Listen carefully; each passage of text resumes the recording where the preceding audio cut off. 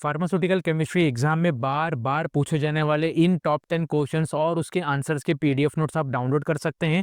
Download करने का link आप लोगों को डिस्क्रिप्शन बॉक्स में मिल जाएगा। इस वाली वीडियो में हम फार्मास्यूटिकल केमिस्ट्री एग्जाम में बार बार रिपीट होने वाले टॉप 10 क्वेश्चंस और उसके आंसर्स को देखने वाले हैं। सबसे पहला क्वेश्चन हम देख लेते हैं, what is limit test, explain the limit test of arsenic with diagram.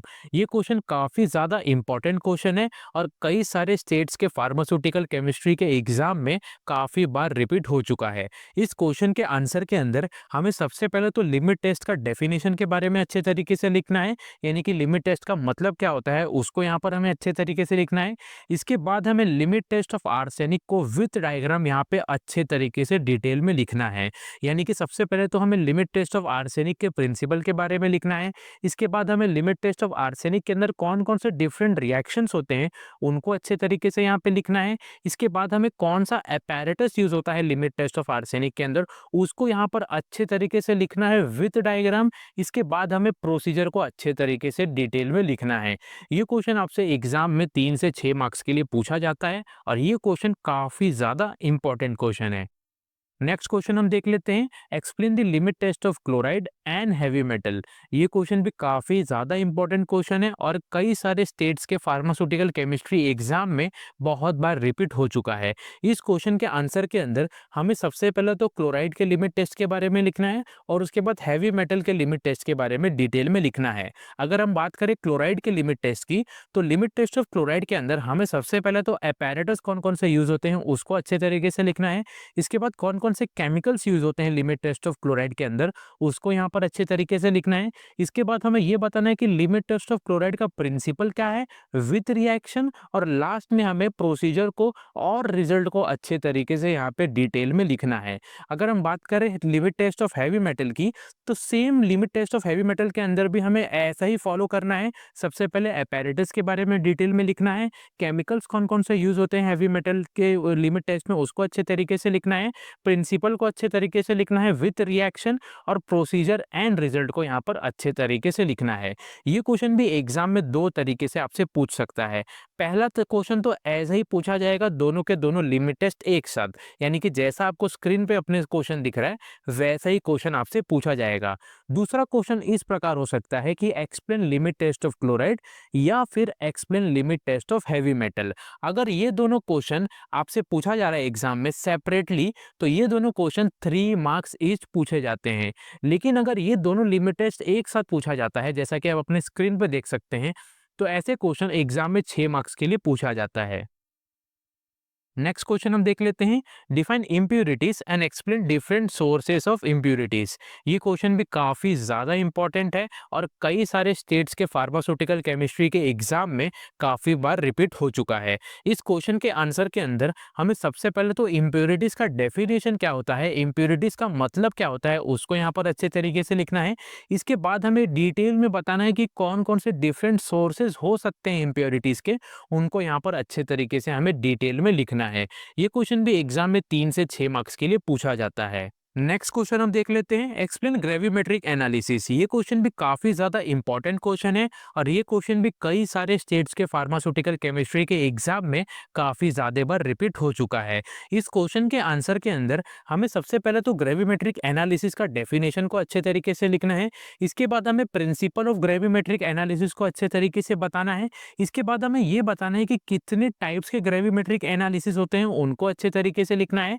इसके बाद हमें एडवांटेजेस बताना है ग्रेविमेट्रिक एनालिसिस के, और लास्ट में हमें ग्रेविमेट्रिक एनालिसिस के डिसएडवांटेजेस के बारे में अच्छे तरीके से लिखना है। ये क्वेश्चन एग्जाम में 3 से 6 मार्क्स के लिए पूछा जाता है। वीडियो में आगे बढ़ने से पहले मैं आपको रिकमेंड करना चाहूंगा कि फार्मास्यूटिकल केमिस्ट्री के टॉप 15 मोस्ट इंपॉर्टेंट क्वेश्चंस और उसके आंसर्स एंड फार्मास्यूटिकल केमिस्ट्री के टॉप 30 मोस्ट इंपॉर्टेंट 1 मार्क्स वाले क्वेश्चंस और उसके आंसर्स के वीडियो को देख लीजिए, क्योंकि ये दोनों वीडियोस इतने ज़्यादा इंपॉर्टेंट वीडियोस हैं कि हमने इन दोनों वीडियो के अंदर हर एक क्वेश्चन को डिस्कस किया है जो कि एग्जाम में कई बार रिपीट हो चुके हैं। चाहे वो 1 मार्क्स वाला क्वेश्चन हो, 3 मार्क्स वाला क्वेश्चन हो या 6 मार्क्स वाला क्वेश्चन हो, हर एक टाइप के क्वेश्चन को हमने इन दोनों वीडियोस के अंदर अच्छे तरीके से डिस्कस किया है विथ आंसर। नेक्स्ट क्वेश्चन हम देख लेते हैं, एक्सप्लेन वॉल्यूमेट्रिक एनालिसिस। ये क्वेश्चन भी काफी ज्यादा इंपॉर्टेंट क्वेश्चन है और कई सारे स्टेट्स के फार्मास्यूटिकल केमिस्ट्री के एग्जाम में काफी बार रिपीट हो चुका है। इस क्वेश्चन के आंसर के अंदर हमें सबसे पहले तो वॉल्यूमेट्रिक एनालिसिस का मतलब क्या होता है उसको अच्छे तरीके से लिखना है। इसके बाद हमें वॉल्यूमेट्रिक एनालिसिस के डेफिनेशन को अच्छे तरीके से लिखना है। इसके बाद हमें फंडामेंटल्स ऑफ वॉल्यूमेट्रिक एनालिसिस को अच्छे तरीके से डिटेल में लिखना है। इसके बाद हमें कुछ इंपॉर्टेंट जो पॉइंट्स होते हैं रिलेटेड टू वॉल्यूमेट्रिक एनालिसिस उनको यहाँ पर अच्छे तरीके से लिखना है। और लास्ट में हमें वॉल्यूमेट्रिक एनालिसिस के क्लासिफिकेशन को अच्छे तरीके से डिटेल में लिखना है। ये क्वेश्चन एग्जाम में 3 से 6 मार्क्स के लिए पूछा जाता है। नेक्स्ट क्वेश्चन हम देख लेते हैं, explain in detail about NSAIDs. यहाँ पर एनसेड्स का मतलब होता है non steroidal anti inflammatory drugs. ये क्वेश्चन भी काफी ज्यादा इंपॉर्टेंट क्वेश्चन है और कई सारे स्टेट्स के फार्मास्यूटिकल केमिस्ट्री के एग्जाम में काफी बार रिपीट हो चुका है। इस क्वेश्चन के आंसर के अंदर हमें सबसे पहले तो non steroidal anti inflammatory drugs का डेफिनेशन क्या होता है उसको अच्छे तरीके से लिखना है। इसके बाद हमें non steroidal anti inflammatory drugs के क्लासिफिकेशन को अच्छे तरीके से लिखना है। इसके बाद हमें इसके यूजेस के बारे में यहाँ पर अच्छे तरीके से एक्सप्लेन करना है। और इसके बाद हमें ये बताना है कि एस्पिरिन का स्ट्रक्चर क्या होता है उसको यहाँ पर अच्छे तरीके से हमें बताना है। उसके प्रॉपर्टीज को अच्छे तरीके से डिस्कस करना है with uses, storage and formulation of aspirin को। ये क्वेश्चन काफी इंपॉर्टेंट क्वेश्चन है और एग्जाम में 3 से 6 मार्क्स के लिए पूछे जाते हैं। नेक्स्ट क्वेश्चन हम देख लेते हैं, define and classify diuretics with examples and draw the chemical structure of furosemide with chemical name and uses. ये क्वेश्चन भी बहुत इंपॉर्टेंट क्वेश्चन है और कई सारे स्टेट्स के फार्मास्यूटिकल केमिस्ट्री एग्जाम में काफी ज्यादा बार रिपीट हो चुके हैं। इस क्वेश्चन के आंसर के अंदर हमें सबसे पहले तो ये बताना है कि डायूरेटिक्स का मतलब क्या होता है, डायूरेटिक्स का डेफिनेशन क्या होता है उसको यहाँ पर अच्छे तरीके से लिखना है। इसके बाद हमें डायूरेटिक्स के क्लासिफिकेशन को डिटेल में लिखना है। इसके बाद हमें फ्यूरोसेमाइड के स्ट्रक्चर को यहाँ पर अच्छे तरीके से बताना है विथ केमिकल नेम। और उसके बाद हमें फ्यूरोसेमाइड का यूजेस क्या क्या होता है उसको यहाँ पे हमें अच्छे तरीके से डिटेल में लिखना है। ये क्वेश्चन एग्जाम में तकरीबन 6 मार्क्स के लिए पूछा जाता है। एग्जाम में आपको जैसा इस क्वेश्चन का आंसर यहाँ पे दिख रहा है आप वैसा सेम टू सेम लिख सकते हैं। नेक्स्ट क्वेश्चन हम देख लेते हैं, define and classify antibiotics with examples, draw the structure of basic nucleus of penicillin. ये क्वेश्चन भी काफी ज्यादा इंपॉर्टेंट क्वेश्चन है और एग्जाम में 3 से 6 मार्क्स के लिए पूछा जाता है। इस क्वेश्चन के आंसर के अंदर हमें सबसे पहले तो एंटीबायोटिक्स का डेफिनेशन क्या होता है, एंटीबायोटिक्स का मतलब क्या होता है उसको यहाँ पर अच्छे तरीके से लिखना है। इसके बाद हमें एंटीबायोटिक्स के क्लासिफिकेशन को अच्छे तरीके से लिखना है विथ एग्जाम्पल। इसके बाद हमें जो बेसिक न्यूक्लियस होता है पेनिसिलिन का उसके स्ट्रक्चर को अच्छे तरीके से बताना है। और लास्ट में हमें इसी स्ट्रक्चर के बारे में 1-2 लाइन के अंदर ब्रीफली एक्सप्लेन करना है।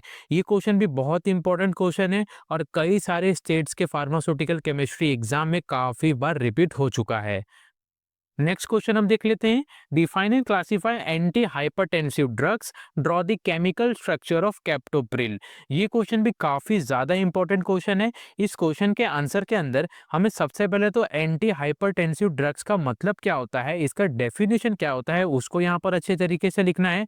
इसके बाद हमें एंटी हाइपरटेंसिव ड्रग्स के क्लासिफिकेशन को अच्छे तरीके से लिखना है विथ एग्जाम्पल्स। और लास्ट में हमें कैप्टोप्रिल के केमिकल स्ट्रक्चर को यहाँ पर अच्छे तरीके से बनाना है। ये क्वेश्चन भी कई सारे स्टेट्स के फार्मास्यूटिकल केमिस्ट्री एग्जाम में काफी बार रिपीट हो चुके हैं। लास्ट क्वेश्चन हम देख लेते हैं, define and classify anti neoplastic agents. ये क्वेश्चन भी काफी ज्यादा इंपॉर्टेंट क्वेश्चन है, एग्जाम में 3 मार्क्स के लिए ये पूछा जाता है।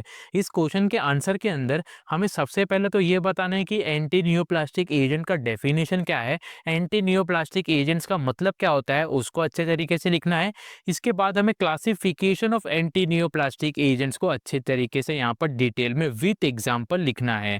ये क्वेश्चन भी कई सारे स्टेट्स के फार्मास्यूटिकल केमिस्ट्री के एग्जाम में काफी ज्यादा बार रिपीट हो चुका है। ये जो क्वेश्चन है ये क्वेश्चन आपसे एग्जाम में 2 टाइप से पूछा जा सकता है। पहला टाइप का क्वेश्चन तो आपसे ऐसा ही पूछेगा, define and classify anti neoplastic agents. और दूसरा टाइप का क्वेश्चन कुछ इस तरीके से हो सकता है, define and classify anti cancer drugs. दोनों के दोनों जो क्वेश्चंस है वो सेम है। इन दोनों के दोनों क्वेश्चंस का जो आंसर है वो सेम होता है। यहाँ पे जो एंटी नियोप्लास्टिक एजेंट्स है इनको हम एंटी कैंसर ड्रग्स या फिर एंटी कैंसर एजेंट्स भी बोलते हैं। सो ये तो था फार्मास्यूटिकल केमिस्ट्री के top 10 most repeated repetitive questions और उसके आंसर्स, और ये ऐसे क्वेश्चंस हैं जो कि हर एक स्टेट के फार्मास्यूटिकल केमिस्ट्री के एग्जाम में कई बार रिपीट हो चुके हैं, कई बार पूछे जा चुके हैं।